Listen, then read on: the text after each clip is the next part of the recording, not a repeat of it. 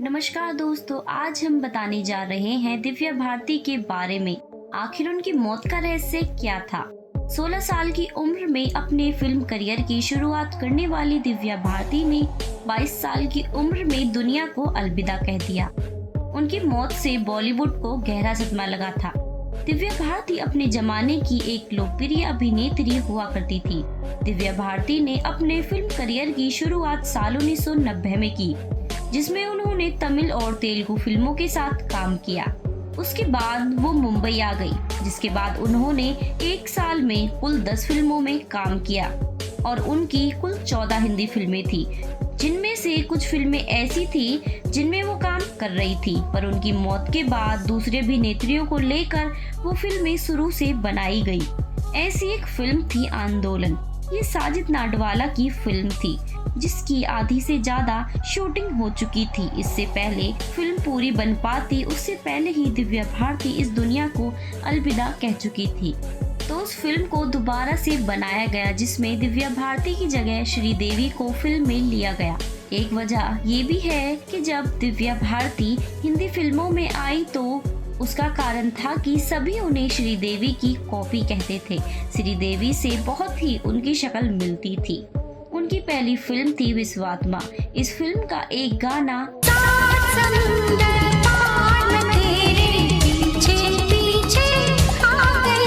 बहुत प्रसिद्ध हुआ था और एक फिल्म थी दीवाना, जो उन्होंने शाहरुख खान और ऋषि कपूर के साथ बनाई थी। उन्होंने 14 हिंदी फिल्में और 6 साउथ फिल्मों में काम किया, जिनमें से तमिल और तेलुगु फिल्में शामिल थी। इन फिल्मों के जरिए उन्होंने बहुत नाम कमाया। दिव्या भारती ने 3 साल के फिल्म करियर में कुल 20 फिल्में बनाई। इसी दौरान एक फिल्म आई शोला और शबनम। ये गोविंदा की फिल्म थी, जिसके प्रोड्यूसर थे साजिद नाडवाला। इस फिल्म की शूटिंग के दौरान साजिद गोविंदा से मिलने सेट पर आए थे।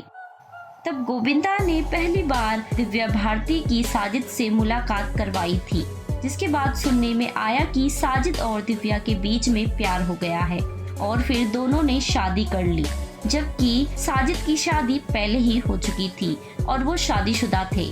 दिव्या की शादी इस्लामिक रीति रिवाजों के साथ साजिद के साथ हुई थी, मगर शुरू में उन्होंने अपनी शादी की बात को सबसे छिपा कर रखा, क्योंकि साजिद का कहना था कि इससे दिव्या भारती की फिल्मों पे असर पड़ेगा, क्योंकि उस समय दिव्या भारती बिल्कुल नई थी। 2-3 साल का फिल्म करियर था और उनकी उम्र भी 19 साल थी। शोला और शबनम की शूटिंग चल रही थी। वो नहीं चाहते थे इस फिल्म के रिलीज होने से पहले किसी को भी इस शादी के बारे में पता चले।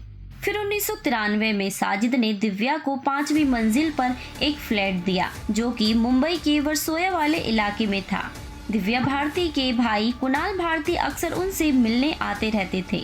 उनके माता पिता अलग रहते थे। जो फ्लैट साजिद ने दिव्या भारती को दिया, वो ना तो दिव्या भारती के नाम पर था और ना ही साजिद नाडवाला के नाम पर था, बल्कि वो किसी और के ही नाम पर था। 5 अप्रैल 1993 को हैदराबाद से शूटिंग करके दिव्या भारती मुंबई आई। उनके पास काफी पैसा आ चुका था, तो उन्होंने 5 अप्रैल 1993 को मुंबई में ही एक 4 बेडरूम की डील की। वो बहुत खुश थी। उस दिन उन्होंने अपने भाई कुणाल भारती को भी घर पर बुलाया था। उन्होंने अपने माता पिता को भी इसके बारे में बताया था।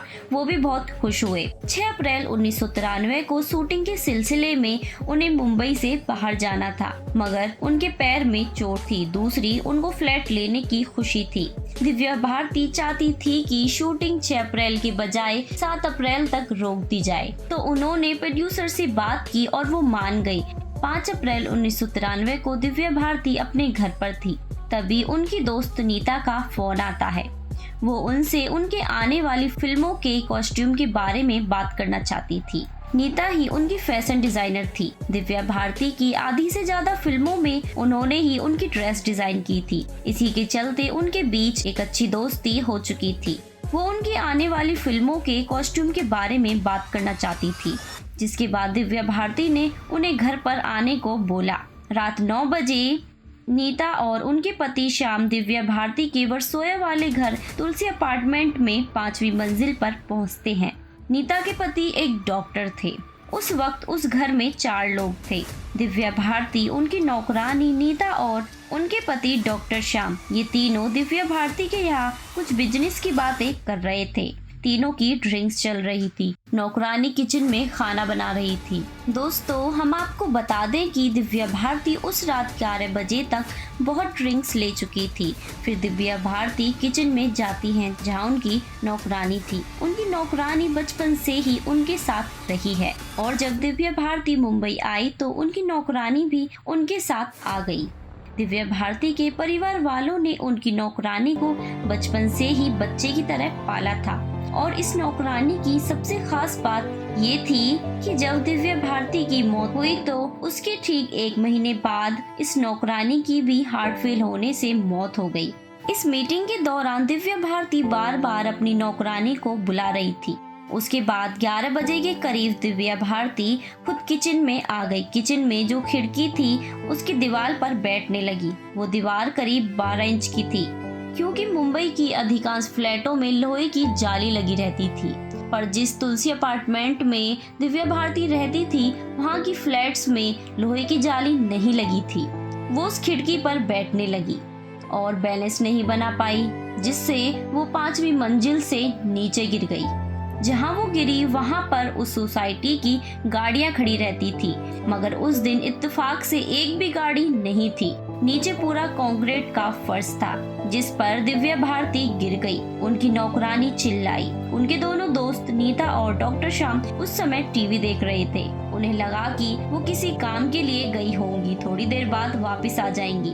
इस बीच सिर्फ 3 मिनट का अंतराल हुआ और दिव्या भारती 5वीं मंजिल से नीचे गिर गई। उनकी नौकरानी और दोनों दोस्त पड़ोसी गार्ड भागते हुए नीचे जाते हैं और वो देखते हैं कि दिव्या भारती की कमर और सिर पर चोट लगी है।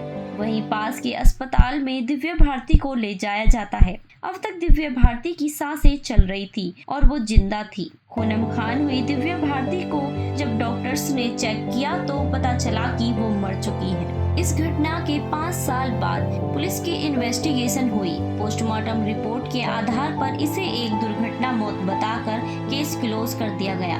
उस वक्त पुलिस को कई बातों के बारे में पता चला। दिव्या भारती और साजिद नाडवाला के बीच कुछ मनमुटाव हो गया था। दिव्या भारती और उनकी सास के बीच नहीं बन पा रही थी। इसके साथ ही साजिद के अंडरवर्ल्ड के साथ होने की खबर सुनने में आ रही थी, जिसके कारण उनके बीच कुछ दूरियां आ गई थी। फिर डॉक्टर्स की रिपोर्ट में ये बताया गया कि बहुत ज्यादा शराब पी ली गई थी, जिस वजह से वो बैलेंस नहीं बना पाई और वो गिर गई। शरीर से काफी खून बहता रहा, जिससे उनकी मौत हो गई। 1998 में इसे एक दुर्घटना मौत बताकर केस क्लोज कर दिया गया। तो दोस्तों, ये था दिव्या भारती की मौत का वो सच जो अब तक डॉक्यूमेंट्री सबूतों के आधार पर सरकार के रिकॉर्ड में दर्ज है। ये कहानी आपको कैसी लगी कमेंट करके हमें बताएं और साथ ही हमारे चैनल को सब्सक्राइब और वीडियो को लाइक जरूर करें। धन्यवाद।